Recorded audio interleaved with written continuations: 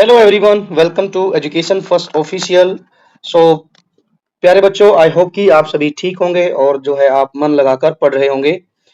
तो बच्चों, आज की इस वीडियो में हम जो है कक्षा 9वीं की जो आपकी हिंदी की किताब है जिसका नाम है गंगा, उसका हम आज पाठ 5 पढ़ेंगे। इसकी व्याख्या देखते हैं क्या कुछ इस पाठ में दिया गया है। व्याख्या बड़े ही सरल और बिल्कुल आसान शब्दों में समझते चलेंगे कि जो इसके लेखक हैं मोहन राकेश जी, उन्होंने इस पाठ में क्या बताया। वास्तव में बच्चों, ये जो पाठ है आखिरी चट्टान तक, ये एक जो है लेखक की यात्रा वृतांत है। यात्रा वृतांत का मतलब होता है कि उन्होंने एक यात्रा की थी, उसको इन्होंने एक पाठ के रूप में जो है लिख दिया है। यात्रा वृतांत होता है कि जब कोई लेखक अपनी किसी यात्रा का जिक्र जो है अपनी लेखनी के माध्यम से करता है। तो ये जो जर्नी थी बच्चों, ये लगभग जो है आज से कह सकते हैं कि 70 साल पहले, 70-75 साल पहले की बात है, जब दिसंबर 1952 से और जनवरी 1953 के बीच में लगभग 1 महीने का समय था।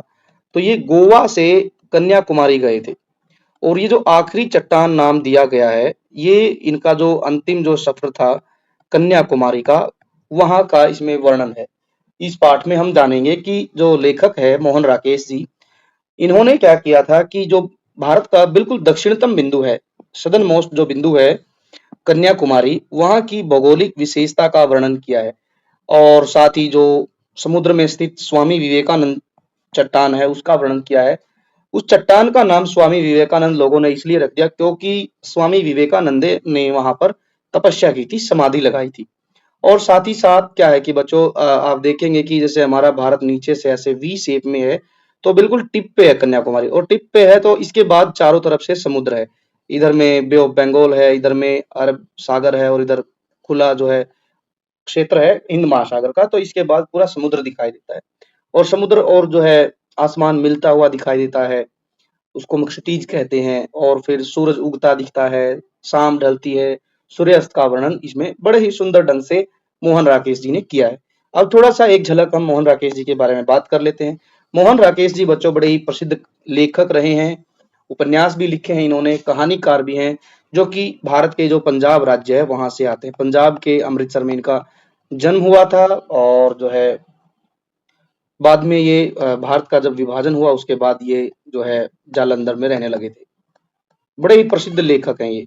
इनका एक बहुत ही प्रसिद्ध आपको मैं रिकमेंड करूंगा, कभी आपको समय लगे तो आप इनका एक बड़ा ही प्रसिद्ध इनका उपन्यास पढ़ेंगे, आधे अधूरे। ये बच्चों मेरी तरफ से है, पढ़ के देखना कि आपको जो है एक परिवार के बारे में क्या नजरिया दिया गया है इनका, क्या इन्होंने ऑब्जर्व किया है कि परिवार खुश क्यों नहीं है, सबके सपने आधे अधूरे क्यों हैं। तो वो इस उपन्यास में बड़े बारीकी से इन्होंने बताया। बड़ा ही सुंदर उपन्यास है, आप इसको कभी मौका लगे तो आप जरूर पढ़ना। अब हम पढ़ते हैं आखिरी चट्टान तक, क्या कहानी जो है, क्या विचार, क्या व्यूज जो है लेखक ने इसमें दिए।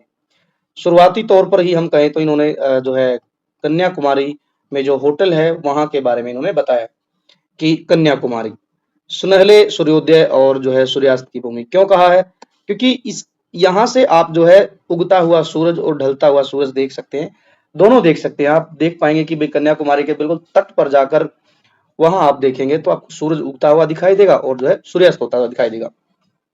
अब लोकेशन की यदि बात करें तो लोकेशन के बारे में क्या बताया गया है।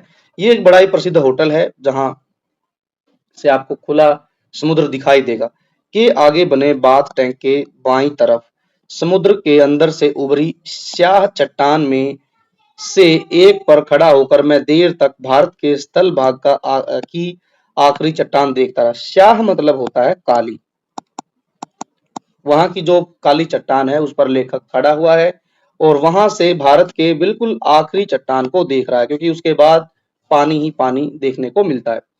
पृष्ठभूमि में कन्याकुमारी के मंदिर, जहां लेखक खड़ा है उसके बैकग्राउंड में जो है कन्याकुमारी का मंदिर दिखेगा कि लाल और सफेद लकीरें चमक रही थी।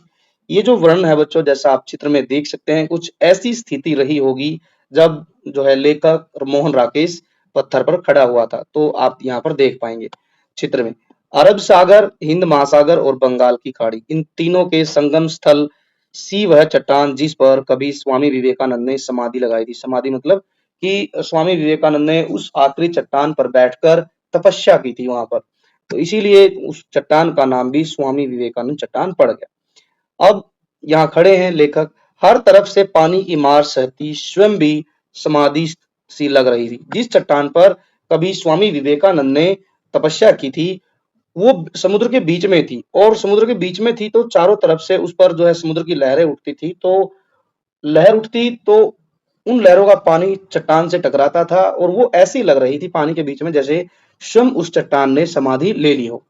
हिंद महासागर की ऊंची ऊंची लहरें मेरे आसपास की स्याह चट्टानों से टकरा रही थी। स्याह मतलब काली। लेखक कहता है कि जो समुद्र है उसके बीच में जो चट्टानें थी उनसे समुद्र की लहरें टकरा रही थी। बल खाती लहरें रास्ते की नुकीली चट्टानों से कटती हुई आती थी, जिससे उनके ऊपर चूरा बूंदों की जालियां बन जाती। अर्थात कि लेखक कह रहा है कि जब समुद्र की लहरें उठती तो चट्टानों से टकराकर वो जो है उनकी कुछ बूंदे सी जालियों के रूप में, जैसे छोटी छोटी बूंदे जैसे ही उनके ऊपर गिर रही थी आकर। जब पानी लहरों का पानी चट्टानों से टकराता था तो छोटी छोटी बूंदे बन जाती थी और वो उनको आकर टच कर रही थी। मैं देख रहा था और अपनी पूरी चेतना से महसूस कर रहा था। क्या महसूस कर रहे थे लेखक खड़े हुए वहां पर, कि ये जो सामने का दृश्य है ये शक्ति का विस्तार है या फिर विस्तार की शक्ति है जो मेरे सामने आंखों के आगे खड़ी हुई है। तीनों तरफ से एक क्षितिज तक पानी पानी था। क्षितिज का मतलब होता है बच्चों एक ऐसा बिंदु जहां पर आपको सूरज और धरती जो है मिलते, मतलब सूरज नहीं, आसमान, आसमान और धरती आपको मिलते हुए दिखाई दें, उस बिंदु को हम कहेंगे क्षितिज। ठीक है। तो जैसे पहले जो किताब थी हिंदी की उसका नाम भी क्षितिज भाग 1 था। क्षितिज का मतलब ये होता है कि एक ऐसा बिंदु, एक ऐसा पॉइंट जहां पर आपको धरती और आसमान मिलते हुए दिखाई दे, तो उसे क्षितिज कहते हैं। अब जहां लेखक खड़ा था वो जो बिंदु था उसके तीन तरफ सिर्फ और सिर्फ जो है अ, ऐसा नजारा दिख रहा था कि जहां पर धरती और आसमान मिलते हुए दिखाई दे रहे। दूर तक जो है ये ऐसा लगता था कि जैसे समुद्र जो है अपनी शक्ति का विस्तार किए हुए हो, या फिर जो है समुद्र की दूर तक विस्तार है वो अपनी शक्ति का परिचय दे रहा हो। आगे लेखक कहते हैं फिर भी सामने का क्षितिज अर्थात हिंद महासागर का अपेक्षता अधिक अपेक्षा अधिक दूर और अधिक गहरा जान पड़ता था, क्योंकि बिल्कुल सामने, जैसे सपोज दैट ये पॉइंट है, यहाँ पर खड़े हैं लेखक, तो सामने पूरा का पूरा हिंद महासागर है, इधर अरब सागर है, इधर बंगाल की खाड़ी। यहाँ खड़े होकर सामने निहार रहे थे, देख रहे थे, तो दूर तक जो है लेखक को हिंद महासागर दिखाई दे रहा था। लगता था कि उस ओर दूसरा छोर है ही नहीं। बिल्कुल सही बात है, क्योंकि हिंद महासागर इतना विस्तार है उसका कि आपको कहीं दूसरा छोर दिखेगा ही नहीं, सिर्फ आपको दिखेगा तो आसमान और जो समुद्र का पानी मिलता हुआ दिखाई देगा। तीनों ओर के क्षितिज को आंखों में समेटता मैं कुछ देर भूला रहा कि मैं हूँ एक जीवित व्यक्ति, क्योंकि इतना एक शानदार एक अद्भुत दृश्य देखकर व्यक्ति अपने आप में खो जाता है और वो प्रकृति की उस जो है अद्भुत चित्र को निहारता रहता है, तो वो भूल जाता है कि मैं भी यहाँ खड़ा हूँ, मैं भी कोई एक जीवित व्यक्ति हूँ और मैं दूर से आया व्यक्ति हूँ, एक दर्शक हूँ, अन्य दर्शकों की भांति जो देश के विभिन्न भागों से, विभिन्न राज्यों से, विभिन्न कोनों से कन्याकुमारी में पहुंचा हुआ है। उस वो बात वह एक बार से भूल गया था, क्योंकि सामने का जो दृश्य था वो एक बहुत ही शानदार, अद्भुत और मन को प्रसन्न और हैरान कर देने वाला एक दृश्य था। उस दृश्य के बीच में जैसे एक दृश्य का एक हिस्सा बनकर मैं भी वहां खड़ा था। बड़ी बड़ी चट्टानों के बीच एक छोटी सी चट्टान।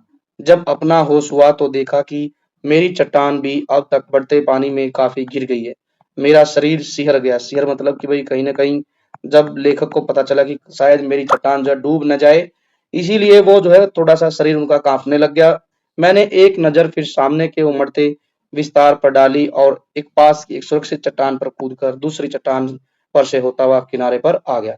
क्यों किया ऐसा? क्योंकि सामने से क्या हुआ कि अ, जो है लेखक की नजर पड़ी कि सामने से एक समुद्र की एक बहुत ही विशाल लहर जो खूब सारा पानी अपने साथ ले आए हुए ले लिए आ रही थी, तो थोड़ा सा उससे डर गए। तो उन्होंने क्या किया कि सुरक्षित स्थान पर जाना ही सही या उचित समझा। तो उन्होंने सुरक्षित स्थान के लिए क्या किया, जिस चट्टान पर वो खड़े थे उस पे से एक दूसरी चट्टान पर कूद गए और फिर वो वापस किनारे पर आ गए। तो इस तरीके से जो है वो जान बचाकर वहां पर आए, क्योंकि पानी, हो सकता है कि पानी की जो मात्रा थी लहरों में वो बहुत अधिक थी। पश्चिमी, पश्चिमी का मतलब होता है पश्चिमी। अब जिस एरिया में वो खड़े थे उन्होंने अपने वेस्ट साइड में देखा, वेस्ट साइड के क्षितिज को देखा, तो वहां पर उन्होंने एक अद्भुत दृश्य ये देखा कि सूर्य जो है धीरे धीरे नीचे जा रहा था। मैं सूर्यास्त की दिशा में चलने लगा। दूर पश्चिमी तट रेखा के एक मोड़ पर पीली रेत का एक ऊंचा टीला नजर आ रहा था। सोचा उस टीले पर जाकर सूर्यास्त देखूंगा। और बच्चों यहाँ मैं एक बात और बताना चाहूंगा कि मुख्यतः लोग कन्याकुमारी क्यों जाते हैं। मुख्यतः कन्याकुमारी लोग यही देखने जाते हैं। क्या क्या? एक तो यही कि भाई भारत का एक दक्षिणतम स्थान है, ये हो गया। साथ ही एक ऐसा पॉइंट है जो कि एक संगम स्थल बना हुआ है, ठीक है, संगम स्थल है। और साथ ही विवेकानंद को देखने जाना जाते हैं वहां पर, कि विवेकानंद की वहां पर समाधि बनी हुई है, ठीक है, समाधि स्थल है वो, ठीक। और साथ ही स्वामी विवेकानंद की क्या वहां पर विचारधारा रही होगी, क्यों वो वहां पर पहुंचे, क्यों उन्होंने समाधि लगाई। तो इन सब चीजों को निहारने के लिए लोग वहां जाते हैं। और साथ ही फिर ऐसा एक दृश्य बनता है वहां पर कि लोग जो है खुश होते हैं वहां के सूर्योदय को देखकर और सूर्यास्त को देखकर। तो ये तीन चार चीजें जो है लोग देखने जाते हैं कन्याकुमारी में। आई होप कि आप में से ये जो भी वीडियो देख रहा है कभी न कभी कन्याकुमारी गया होगा, या फिर यदि कोई बच्चा कन्याकुमारी या तमिलनाडु के आसपास से इस वीडियो को देख रहा है तो वो कमेंट में भी बता सकता है कि जो है क्या दृश्य वहां का रहता होगा, ठीक। तो लेखक भी वहां जो है यही सब जो दृश्य हैं, नजारे हैं प्रकृति के, उनको देखने गया है। तो सूर्योदय के बाद सूर्यास्त की बात आई। यात्रियों की कितनी ही टोलियां उस दिशा में जा रही थी। किस दिशा में? जहां पर एक ऊंचा रेत का टीला बना था, और रेत भी कैसी? पीली रेत। बहुत सारे लोग जा रहे थे। हम लोग टीले पर पहुंच गए। यह वह सैंड हिल है थी जिसकी चर्चा मैं वहां पहुंचने के बाद से ही सुन रहा था। सैंड हिल पर बहुत से लोग थे। 8-10 नवयुवतियां। नवयुवतियां मतलब कि भाई जैसे नई एज की लड़कियां, ठीक है, होंगी, जो 18 साल से 25 साल के बीच में 6-7 नवयुवक। नवयुवक मतलब कि भाई यंग एज के जो बच्चे थे उनको कहा गया। और 2-3 गांधी टोपियों वाले व्यक्ति, वे शायद सूर्यास्त देख रहे थे। गवर्नमेंट गेस्ट हाउस के बैरे, बैरे मतलब होता है बच्चों यहाँ पर जो गेस्ट हाउस में जो वेटर होते हैं उनको कहा गया है, वेटर को बैरा कहा जाता है हिंदी में। तो जो गवर्नमेंट का जो गेस्ट हाउस था उसके जो वेटर थे उन्हें सूर्यास्त के समय की कॉफी पिला रहे थे।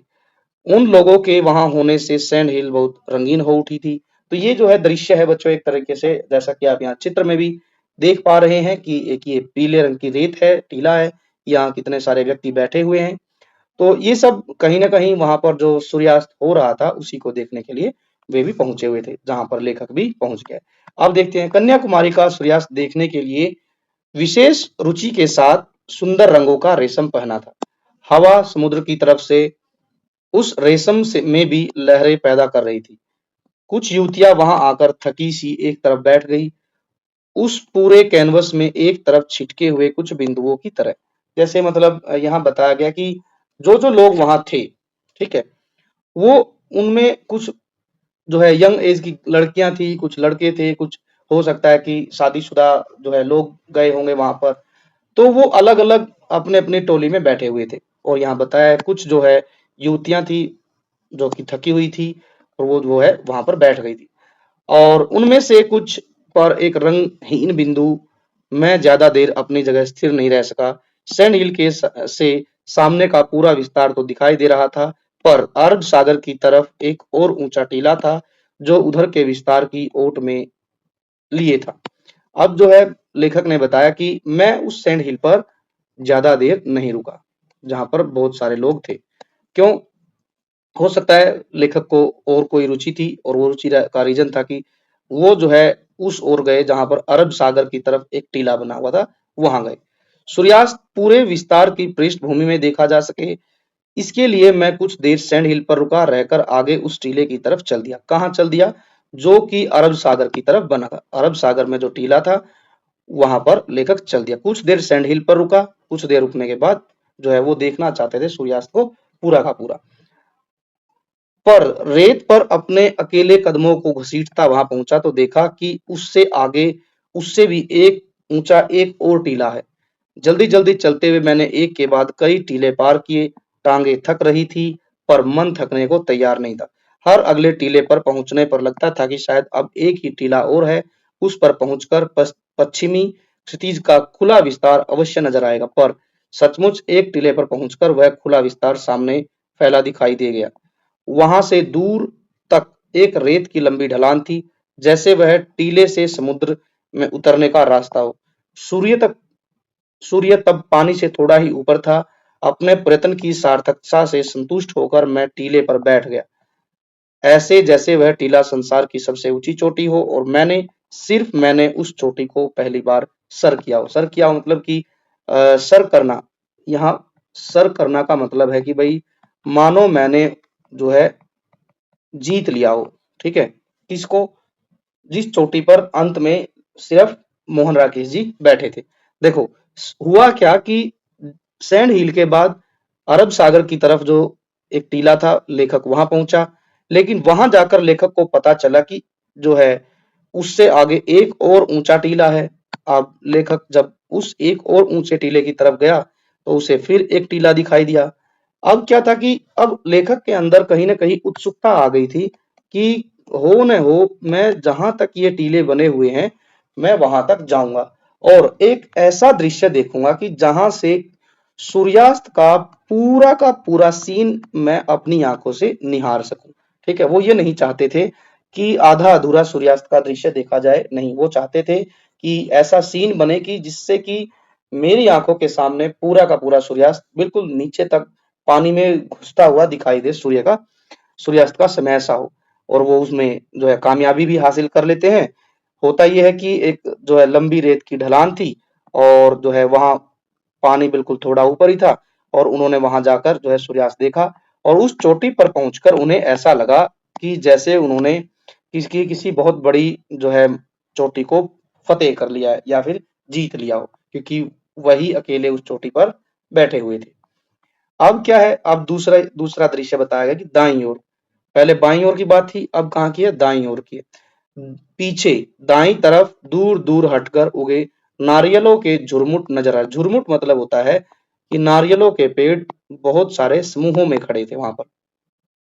गूंजती हुई तेज हवा से उनकी टहनियां ऊपर की ओर उठ रही थी।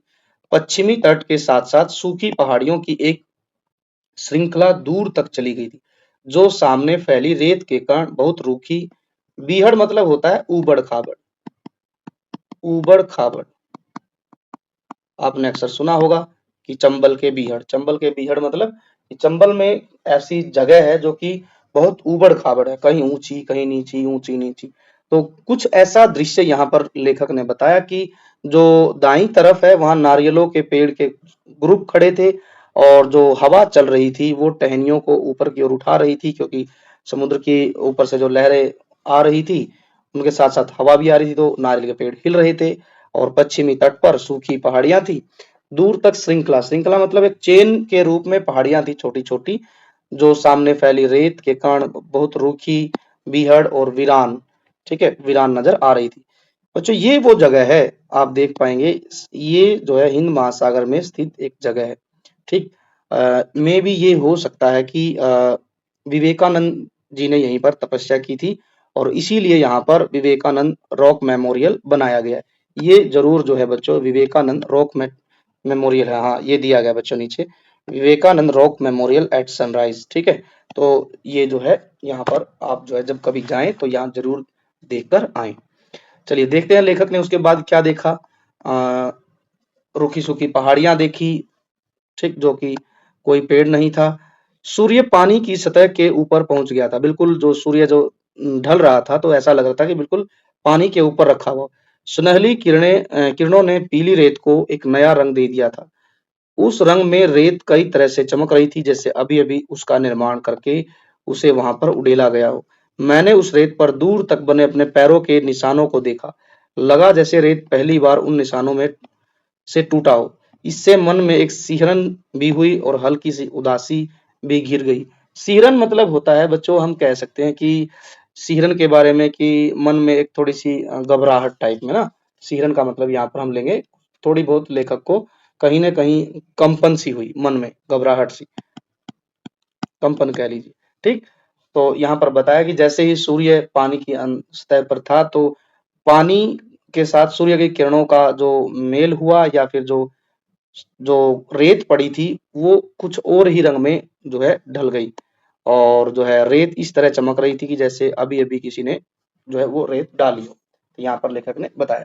आगे क्या बताया सूर्य के बारे में। ये तो रेत का दृश्य था। अब जो सूर्य बिल्कुल पानी के साथ मिलने को था उसके बारे में यहाँ लेखक बता रहा है कि सूर्य का गोला क्योंकि बिल्कुल नीचे आ गया है सूर्य अब बिल्कुल गोले की तरह से दिखाई दे रहा है। पानी की सतह को छू रहा था।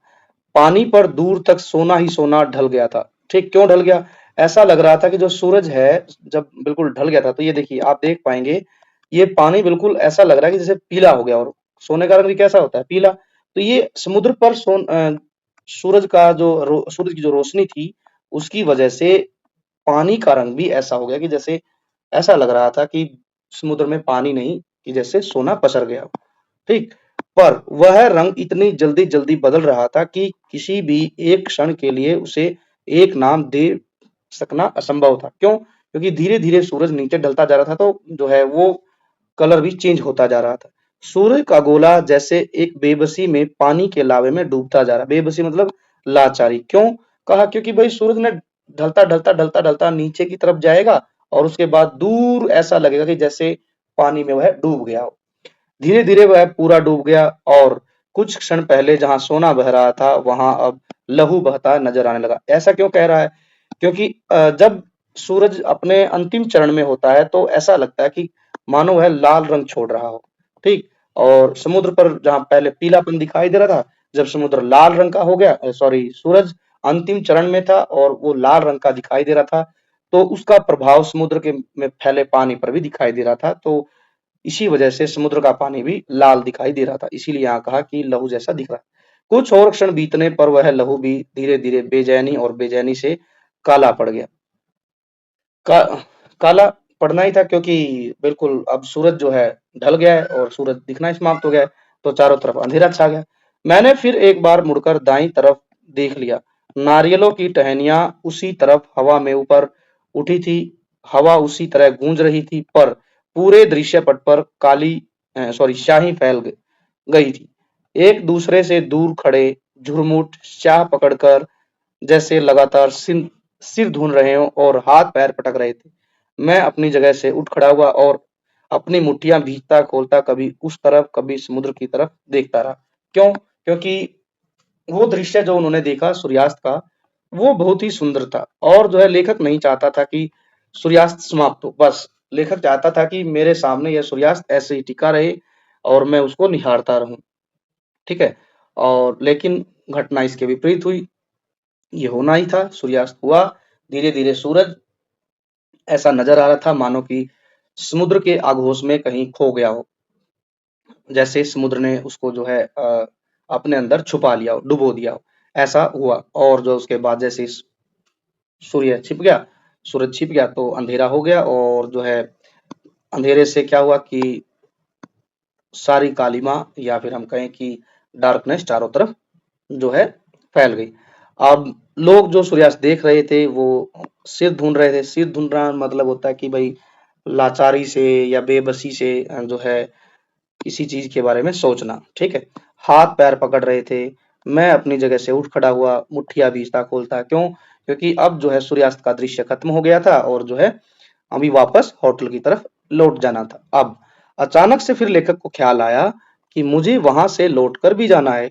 क्यों? क्योंकि लेखक जिस दृश्य को देखने में बिल्कुल मशगूल हो गया था, इतना खो गया था कि उसको किसी और चीज की समझ ही नहीं थी। उस लेखक ये भी भूल गया था कि मुझे वापस लौटकर होटल भी जाना है या फिर यहाँ से जाना भी है। ठीक है? तो ये उसको होश ही नहीं रहा था। बस वो सूरज को एकटक निहारते ही जा रहा था।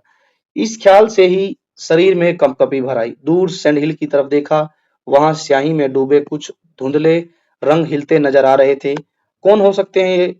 सैंड हिल पर खड़े लोग थे, वही हैं जो कि सूरज छिपने के बाद जब अंधेरा हुआ तो उनकी आकृतियां बिल्कुल धुंधली-धुंधली नजर आ रही थी। मैंने रंगों को पहचानने की कोशिश की पर उतनी दूर से आकृतियों को अलग-अलग कर सकना संभव नहीं था क्योंकि लेखक जिस लोकेशन पर खड़ा था वो सैंड हिल से काफी दूर थी, इसलिए लोगों को पहचानने में दिक्कत हो रही थी। और जो है कलर जो थे उनको भी पहचानने में प्रॉब्लम। मेरे और उन रंगों के बीच स्याह पड़ती रेत के कितने ही टीले थे।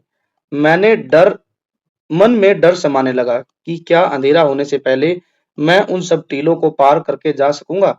कुछ कदम उस तरफ बढ़ा भी पर लगा कि नहीं, उस रास्ते से जाऊंगा तो शायद रेत में ही भटकता रह जाऊंगा। डर इसलिए था कि लेखक सैंड हिल से काफी दूर आ गया था और अब अंधेरा छाने लग गया था। हो सकता है घना अंधेरा भी हो गया हो और घने अंधेरे में लेखक कहीं भटक न जाए, लेखक कहीं खो न जाए टीलों में, इसलिए जो है उनके अंदर एक डर भर गया था। इसलिए सोचा बेहतर है नीचे समुद्र तट पर उतर जाऊं। तट का रास्ता निश्चित रूप से केप होटल के सामने तक ले जाएगा। बिल्कुल सही किया, क्योंकि रेत में जो है क्या पता कहाँ खो जाते, क्या पता वो उस जगह पहुंच पाते या जहां पर सैंड हिल है। ठीक है, क्योंकि रेत इतनी है और अंधेरा ऊपर से छा गया था, तो पता करना ही मुश्किल हो जाता कि कौन से जो है रेत के टीले पर मैं आ गया हूं। तो उन्होंने क्या किया, बेहतर किया कि वो समुद्र के रास्ते से जो है चलना शुरू किया। उनको ये उम्मीद थी कि समुद्र का रास्ता कहीं न कहीं केप होटल तक पहुँच जाए। निर्णय तुरंत करना था, इसलिए बिना और सोचे मैं रेत पर बैठकर नीचे की तट की तरफ फिसल गया। पर तट पर पहुंचकर फिर कुछ क्षण बढ़ते अंधेरे की बात भूला रहा। कारण था तट की रेत। यूं पहले भी समुद्र तट पर कई-कई रंगों की रेत देखी थी। सुरमई, खाकी, पीली और लाल। सुरमई मतलब होता है कि हल्की-हल्की नीली, हल्की नीली। लेखक का मानना था कि देखिए, मैं जब समुद्र के तट पर उतरा तो वहां का दृश्य और भी अलग था। जैसे ही मैं नीचे किनारे पर उतरा तो वहां जाते ही और मैं खो गया। मैंने वहां पर अलग-अलग कलर की जो है रेत देखी और इन सब के बीच में मैं यही भूल गया कि अंधेरा भी बढ़ता जा रहा है। रेत कैसी-कैसी देखी, हल्की नीली, खाकी, पीली, लाल। मगर जैसे रंग उस रेत में थे, वैसे मैंने पहले कभी कहीं की रेत में नहीं देखे थे। कितने ही अनाम रंग थे वे, एक-एक इंच पर एक दूसरे से अलग रंग वहां पर लेखक ने देखे समुद्र किनारे उतरकर। और एक-एक रंग कई-कई रंगों की झलक लिए हुए। काली घटा और घनी लाल आंधी को मिलाकर रेत के आकार में ढाल देने से रंगों की जितनी तरह के अलग-अलग सम्मिश्रण पाए जा सकते थे, वे सब वहां थे। लेखक बता रहा है कि वहां जो रेत थी, वो हर एक कदम पर, हर एक इंच पर, हर एक मीटर पर अलग-अलग कलर की रेत वहां दिख रही थी। उसके बारे में बताया कि जैसे मान के चलिए काली घटा और घनी लाल आंधी को मिलाकर जो है रेत के आकार में ढाल दिया जाए तो उनसे क्या होगा, अलग-अलग मिश्रण बनता है, तो अलग-अलग रंग जो है रेत में दिखाई देता है।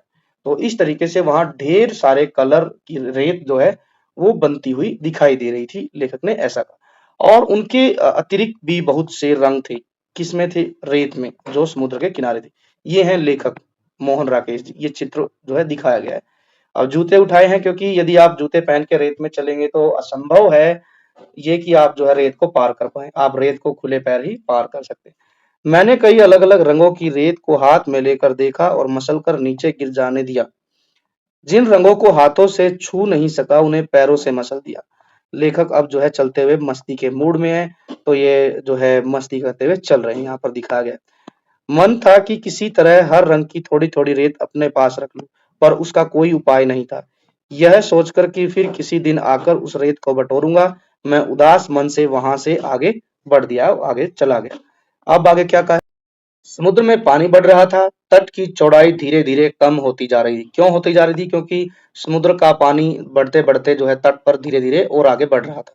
एक लहर मेरे पैरों को भिगो गई तो सहसा मुझे खतरे का एहसास हुआ। मैं जल्दी-जल्दी चलने लगा। तट पर, तट मतलब किनारे पर, जो समुद्र का किनारे है उसकी तरफ मैं दौड़ा। 3-3 4-4 फुट हिस्सा पानी से बाहर था। लग रहा था कि जल्दी ही पानी उसे भी अपने अंदर समा लेगा।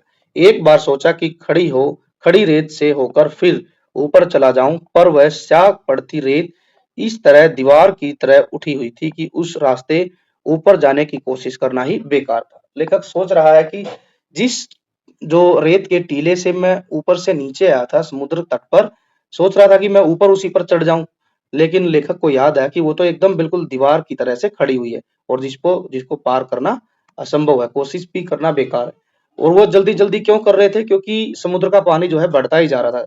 लहरें जो है उठती आ रही थी। मेरे मन में खतरा बढ़ गया। मैं दौड़ने लगा। 2-1 और लहरें पैरों के नीचे तक आकर लेट गई। मैंने क्या किया? जूता उतारकर हाथों में ले लिया। एक ऊंची लहर से बचकर इस तरह दौड़ा जैसे सचमुच वह मुझे अपनी लपेट में लेने आ रही हो। सामने एक ऊंची चट्टान थी। वक्त पर अपने को संभालने की कोशिश की, फिर भी उससे टकरा गया। किससे टकरा गया? जो है हो सकता है कि हाँ, चट्टान से टकरा गया। ठीक है, किससे बचते हुए आ रहा था वो? जो लहर दो एक लहर और आई, दो तीन लहरें एक साथ आई, दो ने तो उनको पैरों को छुआ भी, लेकिन जो बड़ी लहर थी उससे बचने के लिए, अपने आप को बचाने के लिए सामने जो चट्टान थी, ऊंची चट्टान थी, उससे जो है उस तक पहुंचा बहुत जल्दी जल्दी। इसी दौरान क्या हुआ? बाहों पर हल्की सी खरोच आ गई। ये सब करते हुए चट्टान से जब टकराया तो उनको खरोंच आ गई, पर ज्यादा चोट नहीं लगी। चट्टान पानी के अंदर तक चली गई थी। उसे बचाकर आगे जाने के लिए पानी में तैरना आवश्यक था, पर उस समय पानी की तरफ पांव बढ़ाने का मेरा साहस नहीं हुआ। मैं चट्टान की नोकों पर पैर रखता किसी तरह ऊपर पहुंच गया। सोचा नीचे खड़ा रहने की अपेक्षा वह सुरक्षित होगा, पर ऊपर पहुंचकर लगा जैसे मेरे साथ एक मजाक किया गया हो। चट्टान के उस तरफ तट का खुला फैलाव था, लगभग 100 फुट का। कितने ही लोग वहां टहल रहे थे। ऊपर सड़क पर जाने के लिए वहां से रास्ता भी बना था। मन से डर निकल जाने से मुझे अपने आप काफी हल्का लगा और मैं चट्टान से नीचे कूद गया। देखिए, लहरों से बचता हुआ जिस चट्टान को पकड़ा था, और उस चट्टान के बारे में यहाँ कहा है लेखक ने कि वो चट्टान भी पानी के अंदर डूब गई। ठीक है, चट्टान पानी के अंदर चली गई। उसे क्या हुआ कि अचानक उनके सामने एक दूसरा दृश्य हुआ कि मैं चट्टान की नोकों पर पैर रखता किसी तरह ऊपर पहुंच गया। एक बड़ी सी चट्टान पर गया तो उन्हें लगा कि अब मैं सेफ जगह में हूँ। लेकिन उसको लगा कि मेरे साथ में मजाक हो गया। क्यों हो गया? क्योंकि जब मैंने चट्टान की के दूसरी तरफ देखा तो उन्होंने देखा कि क्या था कि एक 100 फुट लंबा जो है खुला तट था, कोस्टल एरिया था, जहां पर कितने ही लोग टहल रहे थे। बहुत सारे लोग दूसरी तरफ जो तट था, किनारा था, कोस्टल एरिया था, वहां पर टहल रहे थे। और उनको देखकर कहीं ना कहीं लेखक के जान में जान आई, और उनके अंदर जो डर था कि कहीं जो है समुद्र की लहरें जो है उन्हें उन पर न आ जाए, पानी जो है उन पर न गिर जाए, कहीं डूबने जैसी स्थिति ना हो जाए। तो वो भय उनके अंदर से निकल गया और वो अचानक से जिस चट्टान पर चढ़े थे और उससे नीचे कूद गए। अब देखते हैं क्या होता है। अब रात केप टाउन का लॉन, केप होटल का लॉन, अंधेरे में हिंद महासागर को काटती कुछ शाह लकीरें, एक पौधे की टहनियां, नीचे सड़क पर टॉर्च जलाता बुझाता एक आदमी, दक्षिण पूर्व के क्षितिज में एक जहाज की मध्यम सी रोशनी, मध्यम मतलब बिल्कुल थोड़ी थोड़ी सी रोशनी दिख रही थी। लेखक कहाँ है? होटल जो है केप होटल के लॉन में है, वहां से ये सब दृश्य हमको दिख रहा है। फिर क्या हुआ? वही नेक्स्ट डे सूर्योदय हुआ। हम 8 आदमी स्वामी विवेकानंद चट्टान पर बैठे। चट्टान तट से 100 सवा 100 गज आगे समुद्र के बीच जाकर है, वहां जहां बंगाल की खाड़ी की भौगोलिक सीमा समाप्त हो जाती है। मेरे अलावा कन्याकुमारी के 3 युवक थे, जिनमें से एक ग्रेजुएट था, ग्रेजुएट मतलब बीए पास। 4 मल्लाह थे। मल्लाह मतलब ये जो दिए गए बच्चे हैं ना, जो मछली वगैरह पकड़ते हैं, नाव चलाते हैं, उनको मल्लाह कहते हैं, जो एक छोटी सी मछुआ नाव में वहां लाए थे, वहां मतलब लेकर आए थे। नाव क्या थी? रबड़ पेड़ के 3 तनों को एक साथ जोड़ लिया गया था बस। नीचे की नुकीली चट्टानों और ऊपर की ऊंची ऊंची लहरों से बचाते हुए मल्लाह नाव को उस तरफ ला रहे थे, तो मैंने आसमान की तरफ देखते हुए इतनी देर अपनी चेतना को स्थगित रखने की चेष्टा की थी। अपने अंदर के डर को दिखावटी उदासीनता से ढके रखना चाहा था। लेखक कह रहा है कि जब हम स्वामी विवेकानंद जी ने जिस चट्टान पर समाधि लगाई थी, हम वहां पहुंच गए। और जो स्वामी विवेकानंद चट्टान है, समाधि स्थल है, वो क्या है? बंगाल की जो खाड़ी है उसकी एंडिंग पॉइंट है। उसके बाद जो है हिंद महासागर शुरू हो जाता है। अब वहां कौन कौन थे? 8 लोग तो लेखक के साथ थे, जिनमें लेखक भी था, और 3 लोग वहां के लोकल थे, मल्लाह थे जो मछली पकड़ने आए थे, बोट में थे। और बोट भी किस चीज की बनी थी? रबड़ के पेड़ की बनी हुई। तो ये यहाँ पर बताया गया, और जो है अपने डर को कम करते हुए वो दिखा रहे थे उन लोगों को कि अपने अंदर के डर की जो दिखावटी उदासीनता थी उसको ढक लिया। पर जब चट्टान पर पहुंच गए तो डर मेरी टांगों से उतर गया, क्योंकि वहां बैठे हुए भी हल्के हल्के कांप रही थी। ग्रेजुएट जो नवयुवक था मुझे बता रहा था, क्या बताया कि कन्याकुमारी 8,000 की आबादी में कम से कम 500 शिक्षित नवयुवक ऐसे हैं जो बेकार हैं। बेकार मतलब कि उनके पास कोई काम नहीं है। ठीक है, बेकार में बच्चों समास है। कौन सा समास? अव्ययी भाव समास, अव्ययी भाव समास है, ये ध्यान रखना। ये उस समय की बात है बच्चों, ध्यान रखिए। ये आधुनिक मतलब ये मत माने कि 5-10 साल पहले की बात नहीं, 1952 की बात है। उस समय पर कन्याकुमारी की आबादी लगभग 8,000 थी, जिनमें से 500 लोग शिक्षित थे जो कि बेरोजगार थे।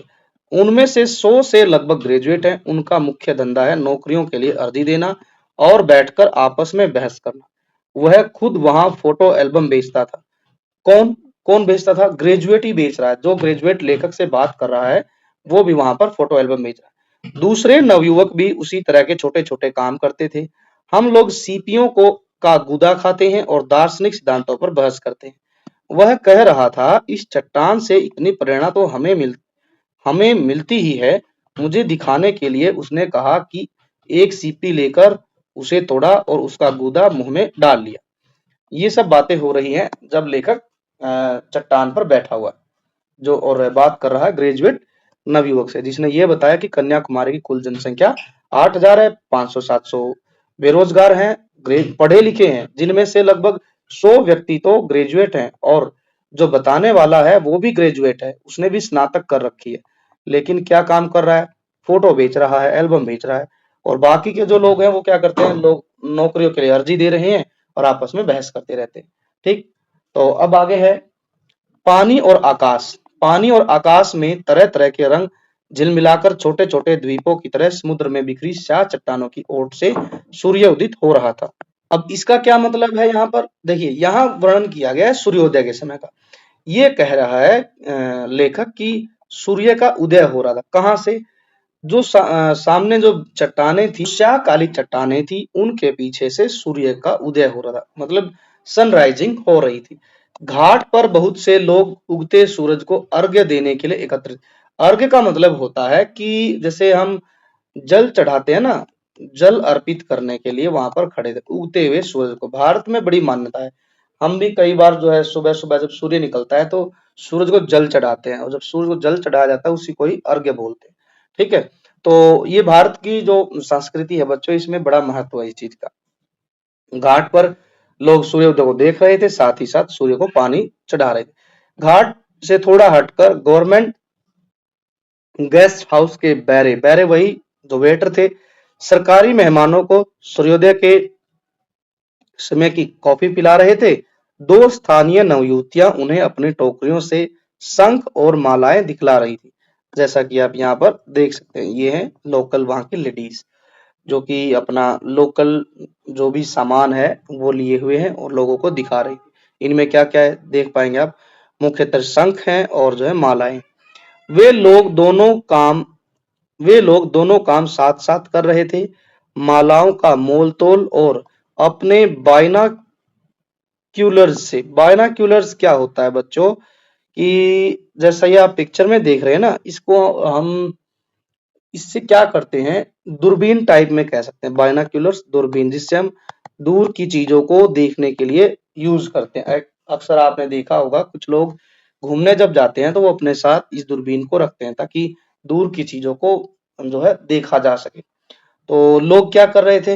वे लोग जो है दोनों के साथ बातचीत कर रहे थे। ये महिलाएं जो बैठी हैं इनके साथ मोल तोल कर रहे थे और अपने अपने बायनाक्यूलर से दूरबीन से सूर्य के दर्शन कर रहे थे। जो दूर जो है समुद्र में सूर्य जो उग रहा था उसको देख रहे थे और उन दो महिलाओं के साथ मोल भाव कर रहे थे।